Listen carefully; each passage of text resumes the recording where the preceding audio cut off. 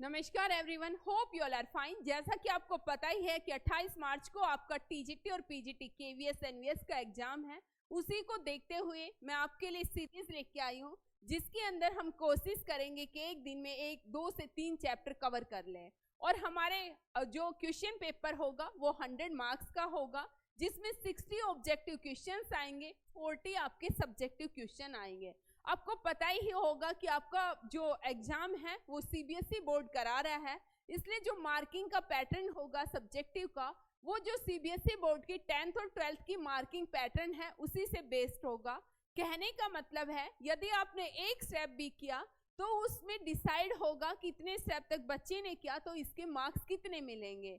आपको हर स्टेप्स के मार्क्स मिलेंगे, इसलिए कोई भी क्वेश्चन ऐसा मत करना जिसको आप छोड़ के आओ। जितने स्टेप आपको आते हैं आप उसको कोशिश करना। मैथ्स में हिंदी की जरूरत नहीं होती, मैथ्स में इतनी टफ इंग्लिश नहीं रहती, इसलिए कोशिश करना कि एग्जाम को इंग्लिश में ही कवर करना। ठीक है, आगे अब हम क्वेश्चन इस तरीके से करूंगी मैं कि आपके ऑब्जेक्टिव और सब्जेक्टिव दोनों आपका इसी कंसेप्ट के थ्रू क्लियर हो जाए, आपका कॉन्फिडेंस बिल्ड हो, क्योंकि मैं बेसिक और साथ साथ उसके ऑब्जेक्टिव सब्जेक्टिव सबको इसी के अंदर मिक्स कर रही हूँ। चलिए स्टार्ट करते हैं। क्वेश्चन फर्स्ट क्या कहता है, वो कह रहा है PQR इन AP। अब मेरे पास एक वर्ड AP आता है, एक वर्ड मेरा GP आता है। AP का मतलब क्या होता है, अर्थमेटिक प्रोग्रेशन, मतलब वो सीरीज जिसके अंदर कॉमन डिफरेंस सेम हो। क्या कहा मैंने, वो सीरीज जिसके अंदर कॉमन डिफरेंस सेम है वो AP में कहलाएगी। जैसे कि A plus D, A plus 2D, A plus 3D, ये सीरीज हमारी AP के अंदर कहलाएगी। पता ही है AP के अंदर कहलाती है। अब आपके बाद इसके अंदर nth टर्म का फॉर्मूला होता है A plus n minus 1 into D। Sn का फॉर्मूला होता है n/2 into 2A plus n minus 1 into D। यहाँ पर जो A है वो फर्स्ट टर्म को इंडिकेट करेगा, D का मतलब होगा कॉमन डिफरेंस। अगर लास्ट टर्म गिवन है तो Sn की फॉर्मूले में हम यूज कर लेते हैं n/2 into A plus L। समझ में आया, n/2 into A plus L into A plus L। अब दूसरा बात आती है कि GP। अगर कोई भी सीरीज जिसका कॉमन रेशियो सेम है वो GP में कहलाएगी। GP में आपकी nth टर्म देखिए, जैसे ये आ गया AR स्क्वायर, AR क्यूब, ये आपकी किस में कहलाएगी, GP में। GP में कॉमन रेशियो सेम होगा। इसके अंदर nth टर्म का फॉर्मूला होता है AR की पावर n माइनस 1, Sn का फॉर्मूला होता है AR की power n minus 1 R minus 1 if R greater than 1। अगर R लेस देन 1 है तो Sn का फॉर्मूला होगा A इंटू 1 माइनस R की power n upon 1 minus R if R less than 1 है। समझ में आया। जो मैं लिखवा रही हूँ इनको आप नोट कर लेना एक बार नोटबुक में, ताकि लास्ट मोमेंट पे आप रिवाइज कर लो 1 मिनट की रिवीजन। अब हम अपने क्वेश्चन को प्रोसीड करते हैं। देखिए, क्वेश्चन को प्रोसीड करते हुए मैं फर्स्ट क्वेश्चन को अच्छे से एक्सप्लेन कर देती हूँ कि किस तरीके से आपको अगर सब्जेक्टिव आता है तो क्या करना है, ऑब्जेक्टिव आता है तो क्या करना है। स्टेप 1 करते हैं। स्टेप 1 में क्या लिखेंगे, हम कहेंगे सिंस PQR इन AP, PQR R इन AP। देखो, अपने खुद की लैंग्वेज होती है, जो एक है ये फ्रॉम दिस ये प्रोसीड, ऐसा कुछ नहीं। आपकी जो अपनी लैंग्वेज है, जो आपके माइंड में आ रही है, आप उस तरीके से क्वेश्चनों को करिए। AP में है देयरफॉर, हाँ देयरफॉर और बिकॉज में ध्यान रखना, ये दो, एक ये डॉट, नीचे 2 डॉट, ये देयरफॉर का सिंबल होता है, ऊपर 2 डॉट, एक नीचे डॉट, ये बिकॉज का सिंबल होता है। और ये जो है इसका मतलब इम्प्लाई होता है, इसका मतलब होता है पहले स्टेप से हम दूसरे स्टेप को प्रोसीड कर रहे हैं। अब यहाँ पर देखिए ये क्या आएगा, बिकॉज या सिंस PQR इन AP therefore Q minus P कर लो या R माइनस Q सेम आएगा। अब मैं इस इक्वेशन को फर्स्ट नाम दे रही हूँ। हो गया यहाँ तक। अब इसके बाद आप ये भी कह सकते थे यहाँ पर 2Q किसके इक्वल आया, P प्लस R के इक्वल। Q और Q इधर चला गया। नेक्स्ट में सेकंड स्टेप में क्या करेंगे, लिखेंगे यहाँ पर स्टेप सेकंड में क्या कह रहा है कि XYZ किसके अंदर है, GP में है। अगर जीपी में है तो कॉमन रेशियो सेम आएगा, y by x equal to z by y, y square equal to x z आएगा। इसको इक्वेशन सेकंड नाम दे देना। अब थर्ड स्टेप में लिखना, now we have to find, हमें क्या फाइंड आउट करना है, x की पावर q माइनस आर। मैं लिखूंगी नहीं, टाइम बहुत लग जाएगा और मैं सिलेबस नहीं करवा पाऊंगी। यहाँ तक लिख लिया। अभी मैंने देखा, क्या देखा, ये मेरा ये आया, इससे मैं ये भी कर सकती थी कि q minus r equal to क्या आ जाता, p माइनस क्यू। इसी स्टेप से q माइनस आर क्या आ जाता, p माइनस क्यू आ गया। देखिए q को इधर लेके आ गई, यहाँ पर या माइनस कॉमन ले लिया both side, q minus r equal to p minus q. तो मैं यहाँ पर x की पावर p माइनस क्यू लिख देती हूँ, y की power r minus p, z की पावर p माइनस क्यू लिख दिया।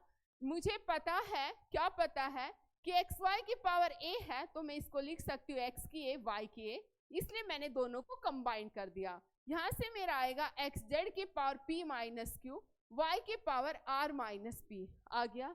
अब मैं फ्रॉम इक्वेशन सेकंड, मुझे पता है कि मैं xz की जगह y स्क्वायर रख सकती हूँ, तो मैं यहाँ पर y स्क्वायर, इसकी power p minus Q, y की पावर r माइनस p लिख लिया यहाँ तक। यहाँ पर देखिए ये हो जाएगा y की 2p minus 2q plus r minus p। एक स्टेप फालतू मैंने कम कर दिया, आपको ज्यादा करना है, पहले पावर को मल्टीप्लाई करना है। y की power p plus r minus 2q बचेगा। आपको पता है p प्लस r किसके इक्वल है, 2q के इक्वल है।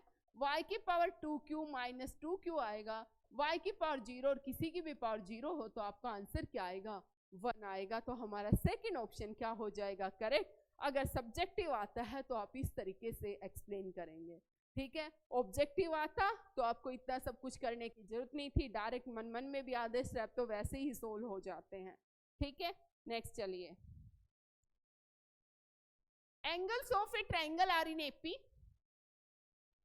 किसी ट्रायंगल के एंगल एपी के अंदर है। देखो ट्रायंगल है तो ट्रायंगल में 3 एंगल ही होते हैं, 4 तो होंगे नहीं क्योंकि वो तो क्वाड्रिलेटरल में होते हैं।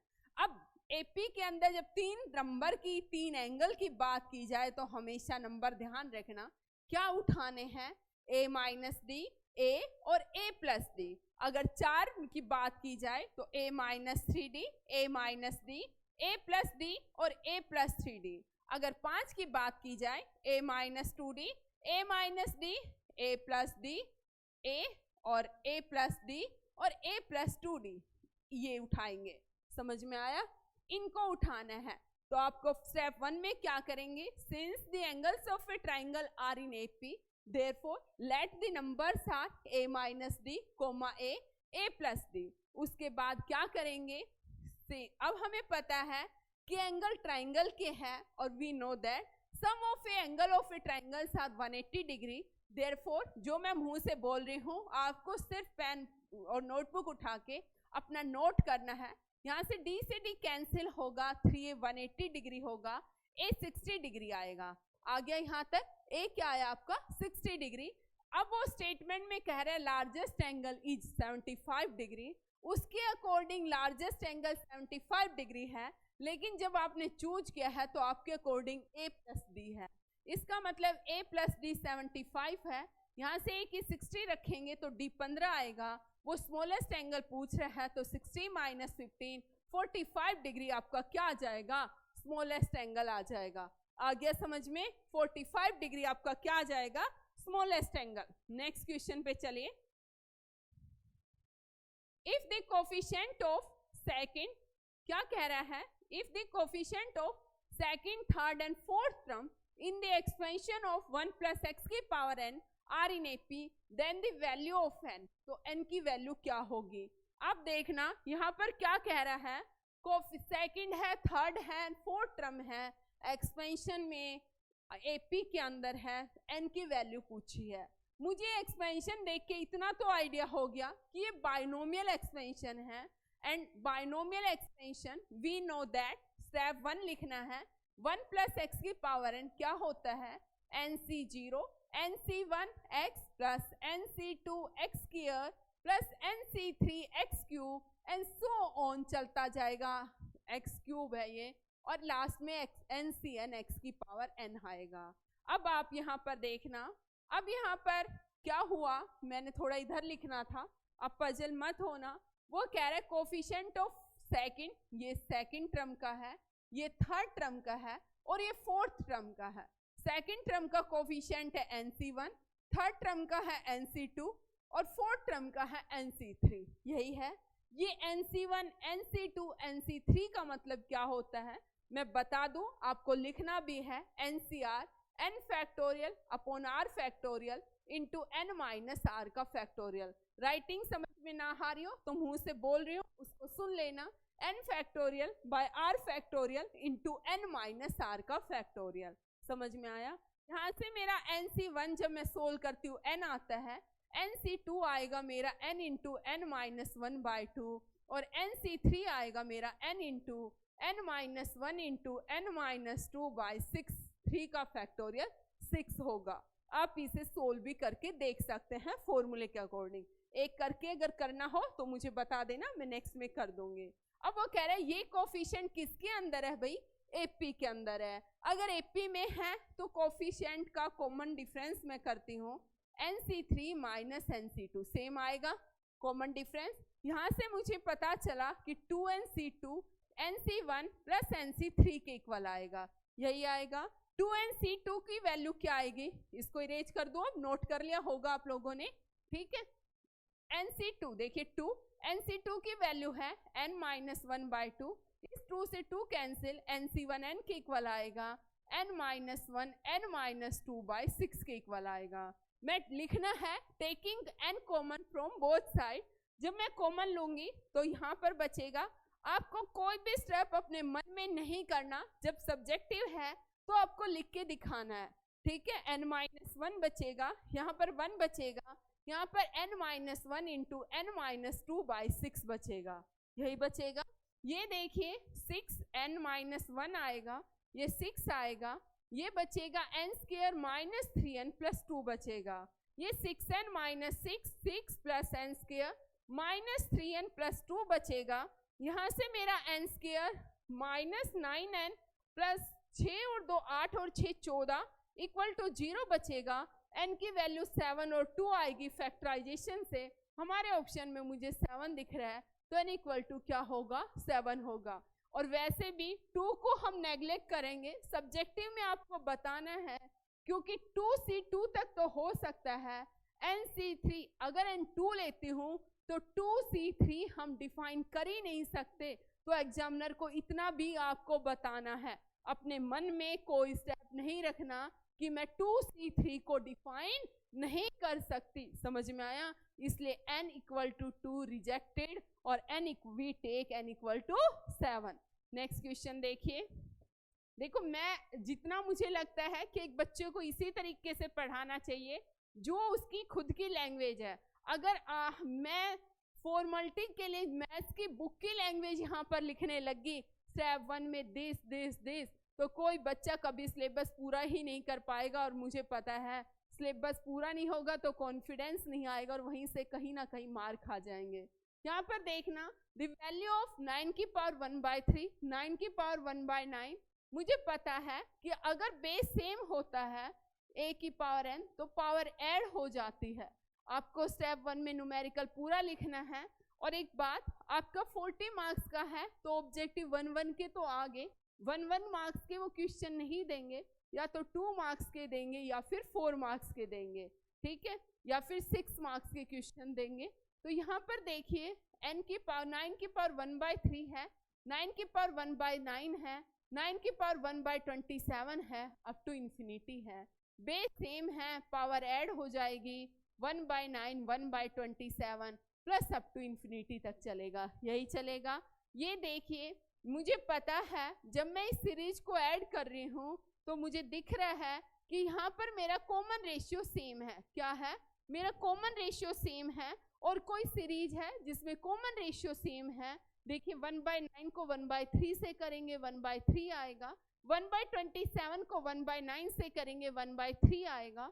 कॉमन रेशियो सेम है तो सीरीज जीपी के अंदर होगी, इसलिए सीरीज जीपी में है। जीपी में अगर आपकी infinity up to infinite term है तो S infinity, sum of infinity term का फॉर्मूला होता है a अपॉन 1 माइनस आर, ठीक है, a अपॉन 1 माइनस आर, तो ये होगा a है 1/3, 1 माइनस आर भी 1/3 है, 9 की पावर 1/3 अपॉन में 2/3 आएगा, ये पलट के 9 की पावर 1/2 ही बचेगा, 9 की पावर 1/2 का मतलब √9, और आपका आंसर क्या आ जाएगा 3। तो आपका ऑप्शन क्या हो जाएगा, थर्ड करेक्ट हो जाएगा। आया समझ में? नेक्स्ट क्वेश्चन की साइड चलिए। नेक्स्ट में क्या कह रहा है, the total number of ancestors that is parents, grand parents, great grand parents and so on that a person has during the 10th generations preceding his own age। वो कह रहे एक फैमिली है, जैसे उसके पहले पेरेंट्स आते हैं, फिर ग्रैंड पेरेंट्स आते हैं, ऐसे वो 10 जनरेशन तक की बात कर रहा है। तो वो कह रहा है कि टोटल पर्सन कितने हो जाएंगे 10 जनरेशन तक। तो देखिए, जब आपकी जनरेशन स्टार्ट होती है तो आपके पास पहले 2 होते हैं, पेरेंट्स है, फिर आपके ग्रैंड पेरेंट्स भी इन्वॉल्व हो जाते हैं, 2 से 4 होता है, फिर 4 से 8 होंगे, 8 से 16 होंगे, ऐसे 10 जनरेशन तक की वो बात कर रहा है। मुझे पता है 2 से 4 होना, 4 का 8 होना, इसका मतलब यहाँ पर कॉमन रेशियो सेम आ रहा है। तो जो जनरेशन ये चेंज हो रही है, नंबर ऑफ पर्सन से जीपी को फॉलो कर रहे हैं, और 10 जनरेशन का है, इसका मतलब S10 निकालना है। आपको पता है यहाँ पर कॉमन रेशियो आर कितना आ रहा है, 2 आ रहा है, विच इज ग्रेटर देन 1, इसीलिए फॉर्मूला क्या लगेगा, a r की power n minus 1 by r minus 1।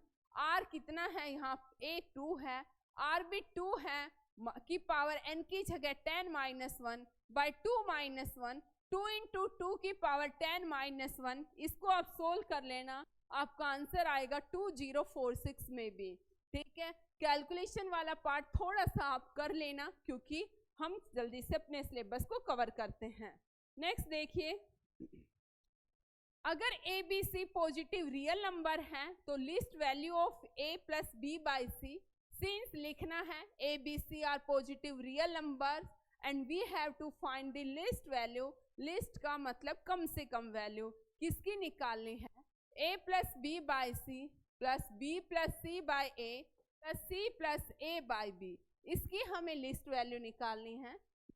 मुझे पता है जब भी लिस्ट वैल्यू आए, जब भी एटमोस्ट वैल्यू आए, हमेशा इस टाइप से सीरीज सीक्वेंस में क्वेश्चन हो तो आप एक रिलेशन को नोट कर लो।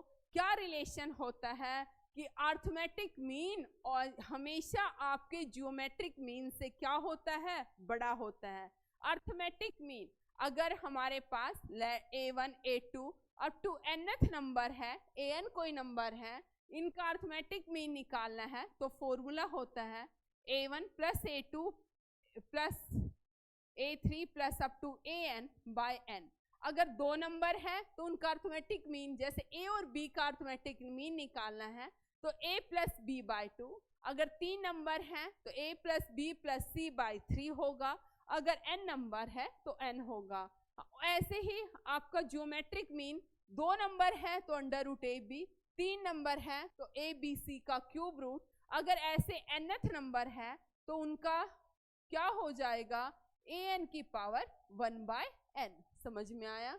तो यहाँ पर क्या रिजल्ट याद रखना था, we know that arithmetic mean always greater than equal to क्या होता है, जियोमेट्रिक मीन। हमेशा अर्थमेटिक मीन किससे बड़ा होता है, जियोमेट्रिक। ये अर्थमेटिक मीन है, ये जियोमेट्रिक मीन है।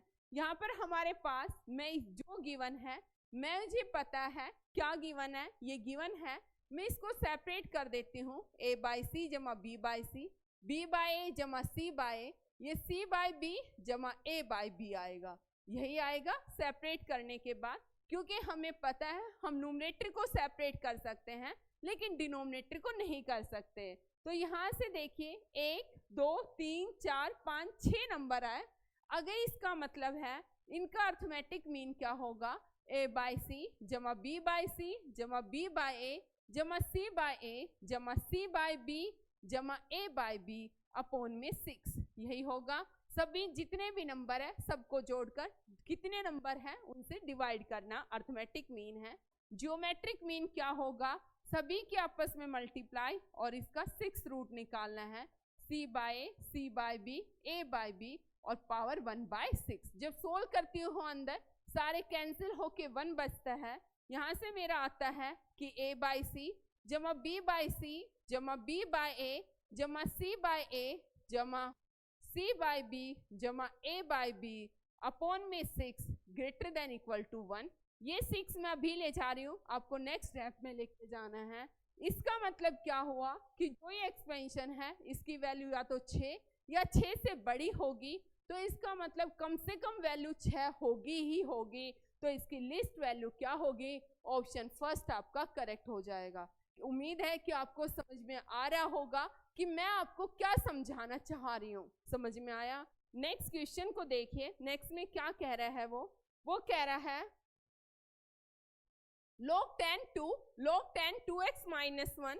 इसी तरीके से log 10 2x + 3 है। ये 3 कंसेक्यूटिव टर्म है किसी एपी की, तो कौन सा रिलेशन ट्रू है?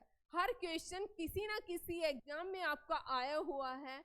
हमेशा टीजीटी और पीजीटी में ऐसा कोई भी क्वेश्चन नहीं जो आपके एग्जाम में ना आया हो। मैंने उसी तरीके से क्वेश्चनों को उठाया है ताकि प्रीवियस ईयर के बेस पर हमारी तैयारी अच्छे से हो जाए। यहाँ पर देखिए एपी के अंदर है, कौन है एपी में? ये बोला जाएगा log 2 to the base 10 log 2 की पावर 2x - 1 to the base 10 log 2x + 3 to the base 10। ये किस में है? Be in AP. एपी के अंदर है। अगर एपी में है तो कॉमन डिफरेंस सेम है। इसका मतलब क्या होगा? log 10 2x - 1 minus log 2 to the base 10। यहाँ पर क्या आ जाएगा? log 10 2x + 3 minus log 10 2x - 1। यही आएगा। आ गया। यहाँ से मेरा देखिए क्या बनेगा? ये बन जाएगा, ये और ये सेम है तो ये इधर आके 2 log 10 2x - 1 और ये बनेगा मेरा log 10 2 log 2 की पावर x + 3 10। आ गया। अब हम जानते हैं क्या फॉर्मूला? n log m क्या होता है? log m की पावर n। और एक बात, log m + log n किसके इक्वल होता है? ये फॉर्मूले अगर सब्जेक्टिव क्वेश्चन बहुत अच्छा है, हो सकता है सब्जेक्टिव में भी आ जाए, तो आपको यहाँ पर क्या करना है? log 10 2x - 1 का ये जो मल्टीप्लाई में है ऊपर पावर में चला गया, यहाँ पर आ गया log m × n 2 × 2x + 3। अब क्या करेंगे? टेकिंग एक्सपोनेंशियल, log और एक्सपोनेंशियल एक दूसरे के रेसिप्रोकल होते हैं, तो taking exponential on both side ये आ जाएगा 2x - 1 का होल स्क्वायर, ये 2 × 2x + 3 आ गया यहाँ तक। अब मैं क्या करती हूँ, थोड़ी देर के लिए पुट कर लेती हूँ 2x = t। पुट कर लिया। जैसे ही मैं पुट करती हूँ यहाँ पर आ जाता है t - 1 का होल स्क्वायर, ये हो गया 2 t + 3। यही हो गया। t - 1 का आपको एग्जामिनर को बताना है कि a - b के होल स्क्वायर। मैंने कहा ऐसी छोटी सी चीज भी नहीं करनी अपने आप कि आप जानते हो। आपको ये नहीं लगना चाहिए कि एग्जामिनर जानता है। आपको ये करके सब्जेक्टिव पेपर को सोल्व करना है कि एग्जामिनर किसी भी चीज को नहीं जानता, उसे तो कुछ आता ही नहीं है, मुझे ही सब कुछ आता है, मैं उसे समझा रहा हूँ। यहाँ पर आएगा t² - 2t + 1, ये बनेगा 2t + 6। यहाँ से मैं सोल्व करती हूँ t² - 4t, ये इधर आएगा -5, ये t² - 5t + t - 5 = 0। t - 1 आएगा, t 5 आएगा, माइनस हो नहीं सकता क्योंकि 2 की पावर x = -1 कभी पॉसिबल है नहीं, बिल्कुल नहीं है, क्योंकि 2 की पावर कुछ भी लोगे तो आपका कभी भी -1 नहीं आएगा। ये लिख के बिकॉज में समझाना था आपको। t इसका मतलब 2 की पावर x = 5 आएगा, यहाँ से x log 2 log ले लेंगे, log 5 आएगा, यहाँ से x आएगा log 5/log 2। और अभी मैं एक बात बता दूं, log b/log a है तो इसका फॉर्मूला क्या होता है? इसको लिखते हैं log b to the base a। तो ये क्या लिखा जाएगा? log 5 to the base 2। और आपका सेकंड ऑप्शन क्या हो जाएगा? करेक्ट हो जाएगा। देखो हम कितने अच्छे से इन क्वेश्चनों को समझ के कर रहे हैं। कहीं पर भी कोई प्रॉब्लम आए तो आप लोग मुझे बता सकते हैं, ठीक है। नेक्स्ट, अब कुछ क्वेश्चंस हमारे वो एपीजीपी से थे, अब मैं क्वाड्रेटिक इक्वेशन से करा रही हूँ। देखिए, हमारी ax square plus bx plus c equal to 0, कोई भी इक्वेशन अगर 2 डिग्री की है तो क्वाड्रेटिक इक्वेशन कहलाएगी। इन जनरल फॉर्म आपकी ax square plus bx plus c equal to 0, ये क्या कहलाती है? एक क्वाड्रेटिक इक्वेशन कहलाती है। अब यहाँ पर 2 डिग्री की इक्वेशन है तो ऑब्वियस है इसके 2 रूट होंगे। आपके यहाँ से क्वेश्चन जो सबसे पहला पूछा जाता है वो पूछेगा एग्जामिनर कि रूट कैसे हैं, मतलब जो x की जो वैल्यूज आ रही है वो इसके रूट कहलाएंगे। इसके रूट रियल होंगे, इमेजिनरी होंगे, अनइक्वल होंगे या आपके किस टाइप के जीरोज होंगे, वो आपको निकालना है। तो उसके लिए हम किसकी हेल्प लेते हैं? सिद्धाचार्य मेथड की, जिसमें d को हमें बताया गया है कि d हमारा क्या होता है? b square minus 4ac। ठीक है, इसमें केस फर्स्ट बनता है, वैसे छोटे छोटे केस भी है, लेकिन अभी फिलहाल इफ d ग्रेटर देन 0 होता है तो रूट्स रियल होते हैं। रूट्स क्या होते हैं? रियल। अगर d लेस देन 0 है तो रूट्स इमेजिनरी होते हैं। रूट्स क्या होते हैं? आपके इमेजिनरी। दूसरी बात, अगर d इक्वल टू 0 है तो रूट्स क्या होंगे? आपके इक्वल होंगे। रूट्स क्या होंगे? आपके इक्वल होंगे। ये बातें आपको याद रखनी है। समझ में आया? इसके बाद हम क्या करते हैं, हम 1 बाय 1, हमसे पूछा है कि 4 इक्वेशन दी हुई है, इसमें से किस इक्वेशन के रूट रियल है। इसको करने का तरीका क्या है? आप इसको ax square plus bx plus c के साथ करेंगे। इन इक्वेशन फर्स्ट लिखेंगे। इन इक्वेशन फर्स्ट a 2 है, b कितना है? 3 रूट 2 है, c है मेरा 9 बाय 4। मैं d निकालती हूँ, b का स्क्वायर माइनस 4 2, c की जगह 9 बाय 4, यहाँ से 18 माइनस 18 आएगा, 0 आएगा। इसका मतलब पहले वाली इक्वेशन में आपके रूट इक्वल आएंगे, ये नहीं आंसर हो सकता। अब सेकंड इक्वेशन की साइड चलते हैं। अब सेकंड इक्वेशन यहाँ पे कर दो। इन इक्वेशन सेकंड हमारा क्या होगा?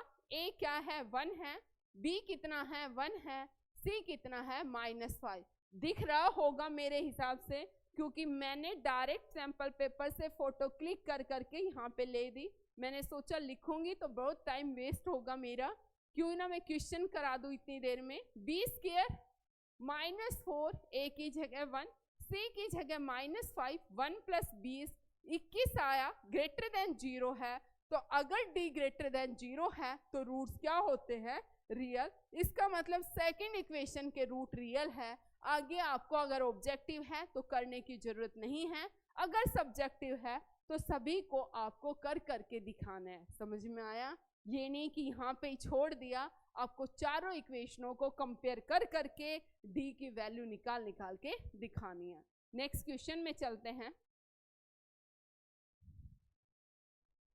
वो कह रहा है कि ये कोई भी इक्वेशन है, इसके रियल रूट क्या होंगे।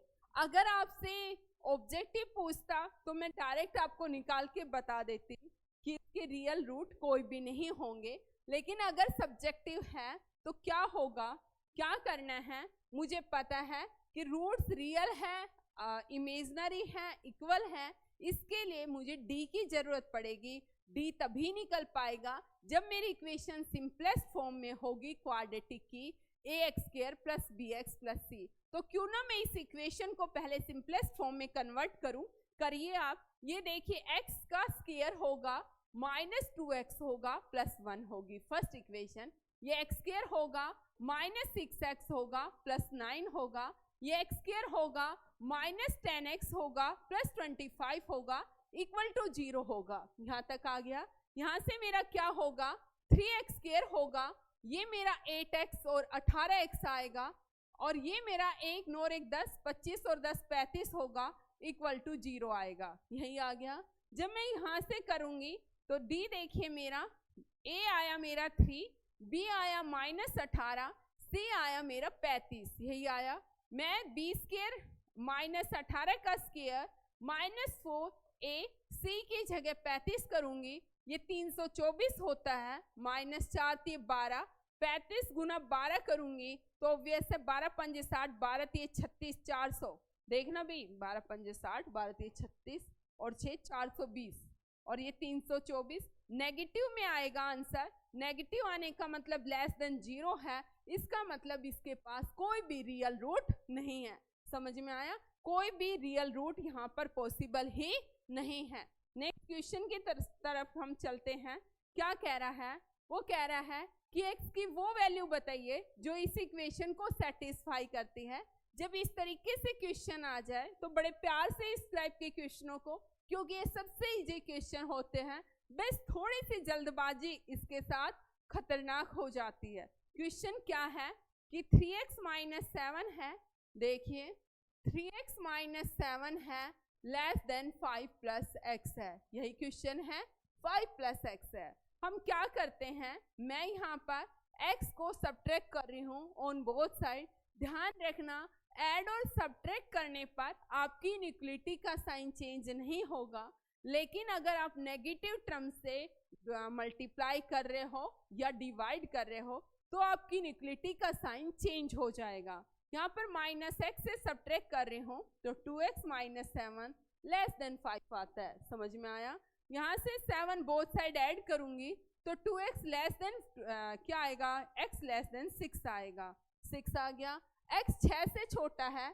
अगर मैं नंबर लाइन पर 6 से छोटे को प्लॉट करती हूँ, ये 6 होगा, ये 5 4 3 2 1, फिर नेगेटिव टर्म आएगी 0, फिर -1 और कहाँ तक जाएगा, -∞ तक जाएगा, है ना। 6 से छोटा ये वाला रहेगा, x की वैल्यू इनके बीच में लाई करेगी। अब मैं इसी तरीके से दूसरी इनइक्वालिटी को भी सॉल्व कर लेती हूँ। 11 - 5x less than equal to 1 है, यही है। यहाँ से मेरा क्या आएगा, यहाँ से देखिए मैं क्या करती हूँ, पहले 11 को सब्ट्रैक्ट करती हूँ बोथ साइड। यहाँ पर -5x less than equal to -10 आता है। -11 सब्ट्रैक्ट किया बोथ साइड। जो मैं बोल रही हूँ अगर सब्जेक्टिव आता है तो वहाँ पर आपको स्टेप 1 फिर स्टेप 2 जो बोलती जा रही हूँ वो लिखते हुए जाना है। अब मैं क्या करती हूँ, डिवाइडिंग बोथ साइड किससे कर देती हूँ, -2 से डिवाइड कर देती हूँ। जब -2 से डिवाइड करती हूँ तो x greater than equal to क्या आ जाता है, मेरा 2 आ जाएगा। क्योंकि इक्वल टू का साइन ध्यान रखना, चाहे माइनस से करो चाहे प्लस से करो, कभी चेंज नहीं होगा। यहाँ से 2 से या 2 से बड़ा तो इसका मतलब ये राइट हैंड की साइड 2 से लेकर इन्फिनिटी तक जाएगा। अब वैल्यू ऑफ x दोनों की कॉमन पूछी थी तो क्या होगी, 2 से तो बड़ी या 2 के बराबर और 6 से क्या होगी, छोटी होगी। आपका सेकंड ऑप्शन क्या हो जाएगा, करेक्ट हो जाएगा। आया समझ में आपका सेकंड। अगर यूनियन में पूछता तो अगर मैं x लेस देन 6 है इसको कैसे लिखती, -∞ से 6 से क्या है, छोटा है, तो 6 से छोटा है तो -∞ से 6 तक लिखती, लेकिन ओपन इंटरवल लगा देती। क्या लगाती, ओपन, क्योंकि 6 इसके अंदर इंक्लूड नहीं है। समझ में आया, ओपन और क्लोज अभी नेक्स्ट क्वेश्चन में आएगा, वहां पर मैं बताती हूँ।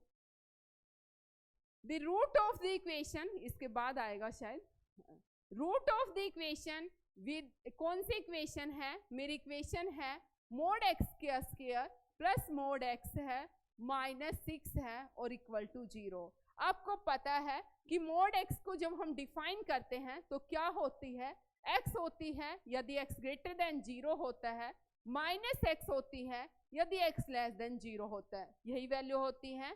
तो यहाँ पर हमारे पास दो केस बनेंगे। हम फर्स्ट केस में लेके चलेंगे यदि x ग्रेटर देन 0 है तो क्या होगा, सेकंड केस में लेके चलेंगे यदि x लेस देन 0 है तो क्या होगा।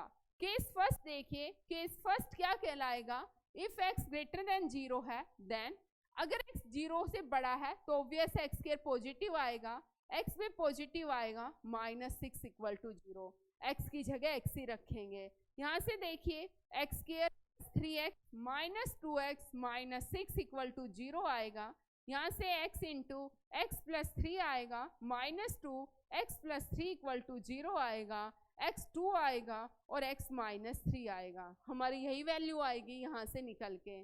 उसके बाद हम दूसरा केस क्या लेंगे, केस सेकंड लेंगे, if x is less than 0। अगर x लेस देन 0 है तो ये बनेगा x का स्क्वायर माइनस x का square plus minus x minus 6 equal to 0। ये बनेगा x square minus x minus 6 equal to 0। यहाँ से फैक्टर करेंगे तो x की वैल्यू 3 और माइनस 2 आएगी। दो वैल्यू ये आ गई, x की दो रूट वहां से निकल के आ गए। अब वो पूछ रहा था रूट क्या होंगे, तो यहाँ पर देखना जब मैं real one and only one real number, ऐसा नहीं है, रियल विद सम वन नहीं है, सम वन नहीं आ रहा, रियल देखो सम कर रहे हो 3, सबका सम करते हैं 3 plus minus 2 plus 2 plus minus 3, तो सम कितना आ रहा है 0, तो रियल विद सम क्या आएगा 0। तो हमारा ऑप्शन कौन सा थर्ड करेक्ट हो जाएगा। आया समझ में, रियल विद सम 0। नेक्स्ट देखना,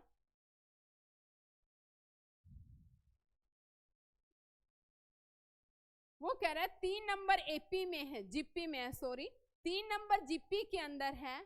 हमने कोई भी 3 नंबर है जीपी में माने, मोस्टली 3 नंबर जीपी में मानते हैं, ए आर और ए आर स्क्वायर, यही मान लिए। अब वो कह रहा है अगर मैं मिडल टर्म का डबल कर दूं, अगर मैं मिडल टर्म का डबल कर दूं, कर दिया, तो अब जो ये नंबर है ये किस में आ जाते हैं एपी में। ये पहले जीपी में थे, जैसे ही मिडल टर्म का डबल कर दिया अब किस में आ गए, ये एपी में आ गए। तो वो क्या पूछ रहा है, कॉमन रेशियो ऑफ जीपी पूछ रहा है। तो कैसे निकालेंगे, आपको पता है कि ये हो जाएगा 2। अगर ये जी एपी में है तो एपी में रूल होता है कि मिडल टर्म का 2 गुना पहली और तीसरी के सम के इक्वल होता है। इसका मतलब a plus a r square के इक्वल होगा। यहाँ से 4ar a plus a r square के इक्वल होगा, 4r equal to 1 plus r square होगा। यहाँ से r square minus 4r plus 1 equal to 0 होगा, और यहाँ से हम रूट निकालेंगे r की वैल्यू सीधाचार्य मेथड से। माइनस बी क्या होती थी, सीधाचार्य मेथड लिख देती हूँ, ax square plus b x plus c equal to 0। तो x की वैल्यू होती थी minus b plus minus under root of b square minus 4ac by 2a। समझ में आया। तो यहाँ से r की वैल्यू होगी -4 plus minus b square minus 4ac upon 2a। ये r आएगा 4 plus minus under root 12 by 2। 4 3 12 होगा, 4 जमा घटा 2 रूट 3 बटे 2, 2 कॉमन लिया तो 2 plus minus root 3।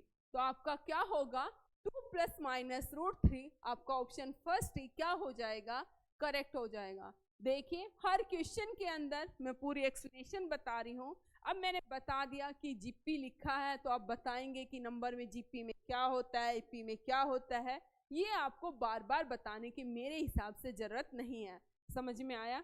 Next question चलिए, नेक्स्ट पे क्या करते हैं, मैथ्स होता है स्पीड के अंदर, जो रुक रुक के धीरे धीरे कराए, उसमें मुझे नहीं लगता कि वो मैथ्स है। मैथ्स वो होता है जिसमें आपको बस आता है और आप अपने क्वेश्चनों को करते हुए जाते हैं, ठीक है। वहां पे नहीं देखते कि मेरे साइड वाला कैसे कर रहा है, आगे वाला कैसे कर रहा है। आपको उसका कंसेप्ट पता है, बस पेन लेके आप लग जाना, अपना लिख देना। समझ में आया।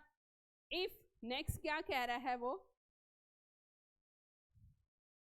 कह रहा है x 3x plus 2, 6x plus 4 are the first 3 terms of a GP है, तो आपको 5th टर्म ऑफ जीपी बतानी है। देखो एनवीएस पीजीटी 2022 में आया। सिंस x लिखेंगे यहाँ पर 3x plus 2, 6x plus 4 in इन जीपी। जीपी का क्या रूल होता था, अभी पहले क्वेश्चन में बताया था, दूसरी वाली का स्क्वायर पहली और तीसरे के प्रोडक्ट के इक्वल होगा। इसका मतलब 3x प्लस 2 का होल स्क्वायर किसके इक्वल होगा, x इंटू 6x प्लस 4। पहली टर्म a होती है, दूसरी ए आर होती है, ए आर स्क्वायर होती है, ए आर क्यूब होगी, फिर ए आर 5 4th होगी। यहाँ पर देखिए ये 9x स्क्वायर आएगा, 2 3 6 दूनी 12x आएगा, प्लस 4 आएगा, ये 6x स्क्वायर आएगा, प्लस 4x आएगा। यहाँ से मेरा 3x स्क्वायर आएगा, ये 8x आएगा, जमा 4 इक्वल टू 0, ठीक। 9 माइनस 6 3x स्क्वायर आएगा, 8x आएगा, जमा 4 आएगा इक्वल टू 0। यहाँ से x की वैल्यू आएगी -b, 4 3 12 करके आप सोल्व भी कर सकते हो। 3x square 12x minus 4x plus 4, पता नहीं निकलेगी नहीं निकलेगी, मैं सीधा ही निकाल रही हूँ, minus b plus minus b का स्क्वायर माइनस 4 तिये 12 गुना 4 बटे में 2 तिये 6, 12 चौके, ठीक है। ये आएगी x minus 8 plus minus under root 64 minus 4 तिये 12 चौके 48 बटे में 6। ये आएगी माइनस 8 प्लस माइनस 14 में 60 गए 6, 5 16 बटे में 6, 8 जमा घटा 4 बटे में 6, तो माइनस 8 प्लस 4 बाई 6।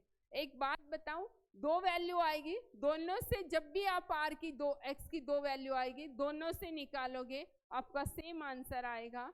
ये आएगा माइनस 4 बाई 6 मतलब माइनस 2 बाई 3। इसका मतलब आप माइनस 4 लोगे तो minus 8 minus 4 by 6 minus 12 by 6 minus 2 आएगी। हम पहले माइनस 2 निकाल लेते हैं, क्यों हम फ्रैक्शन में जाएं, सही बात है। तो माइनस 2 अगर ये है तो ये माइनस 2 हुआ, ये कितना होगा 3 माइनस 6 प्लस 2 होगा माइनस 4 होगा, ये होगा माइनस 8 होगा। अब अगली बार क्या होगा माइनस 16 होगा, तो नेक्स्ट टर्म क्या होगी माइनस 32 और आपका सी ऑप्शन क्या हो जाएगा करेक्ट हो जाएगा। आया समझ में किस तरीके से हमें क्वेश्चनों को प्रोसीड करना है। नेक्स्ट देखना, the value of k for which the equation has equal root.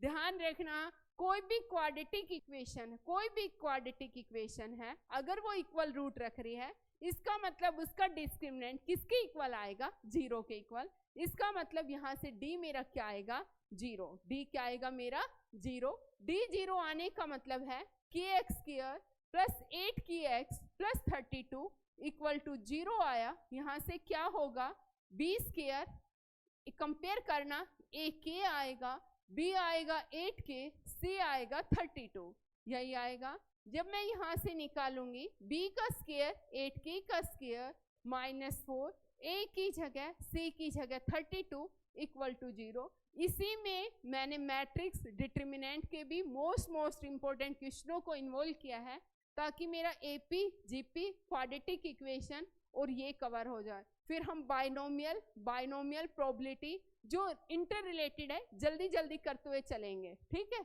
यहाँ पर आएगा 64k स्क्वायर, यहाँ पर 32 चौके 64k equal to 0, 64k common आ गया, k minus 1 equal to 0, k 0 और k क्या होगा 1, 0 ऑप्शन नहीं है तो k 1 आपका आंसर आ जाएगा। आया समझ में। नेक्स्ट क्वेश्चन देखिए, नेक्स्ट में क्या कह रहा है वो,